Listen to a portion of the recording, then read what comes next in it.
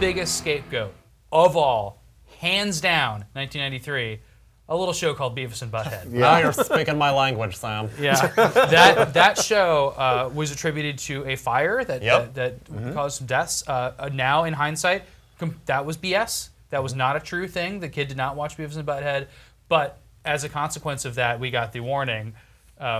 Beavis and Butt-head are not people. They're cartoons. They're not even human. They're cartoons. One of the most wonderful things ever was that intro. And then I think they took out some of the fire jokes. Well, they stopped. Yeah, Beavis no longer went fire, fire. Although they would make jokes or they would make references to it. Like there's one episode where they're at the burger place and he's saying fryer, fryer.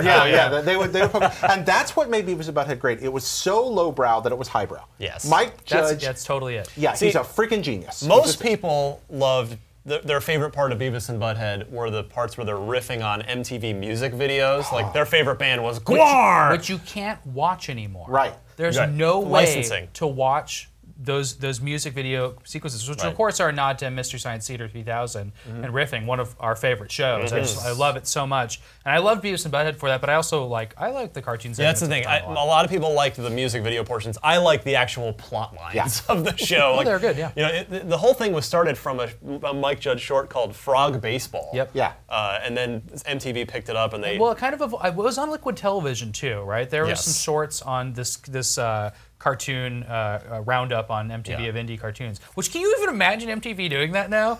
No. The indie cartoon roundup with the Aeon Flux and all the other stuff on it. It's difficult for me to imagine them doing anything I'd want to watch at this point. But, but everybody watches MTV when they're 12 or 13. Beavis and Butt-head got so big that there was a feature-length film, Beavis and Butt-head Do America, in '96. And not only, it was actually very good. It was a very good film. It was funny, very funny, and it made money.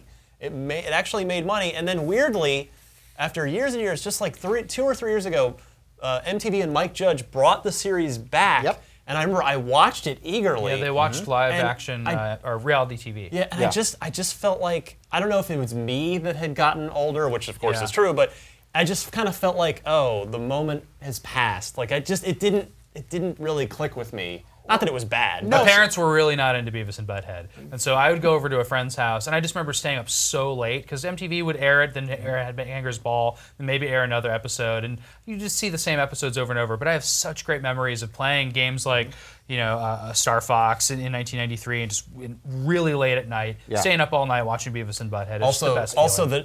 If you watch Beavis and Butt-head, the neighbor, Tom Anderson, I believe his name is, basically the same voice that would become looks like him too. Damn it, you boys, get out of my tool shed. Which, as much as I love Beavis and Butt-head, King of the Hill is brilliant. That might be my favorite television series. That's probably what he's made.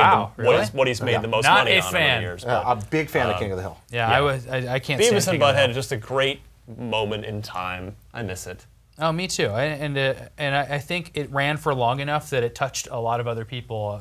But it also, I grew out of it. I remember growing out of it. I was the exact right age when Beavis. I was a young teen. Like I think it started in '93. So I was 13. Yeah, from when I was 13 to like 16. You and I were about the right age. We were in middle school, the right age. And an entire generation of people my age with their T-shirts stretched out from putting them over their heads. Yeah, it was deep for my mom. I guess I'm just. Cornholio was a great gag. The thing where when he just walks out of the classroom, or where they're going to get kicked out of school if they laugh, and then the next day sex ed starts, and it's sex ed week, and they're just sitting there holding, and then you have they're sitting through all the jokes and all the innuendo. And then they go outside and start laughing, and the sun goes down and comes back up. They can't. I got to mention real quick too, just because it's just history of awesome. There was a Beavis and Butt-head point-and-click adventure game called Beavis and Butt-head in Virtual Stupidity that was actually published by Viacom. I can't even tell you who the developer was, but it was written. I don't know if it was actually written, but it was voiced by Mike Judge. It looked like the show, and it was a Monkey Island classic point-and-click adventure-style game. Phenomenal, just an incredible adventure game, and no one really remembers it, and I don't even think you can get it anymore because who owns the rights, where is it? But I still have my original disc.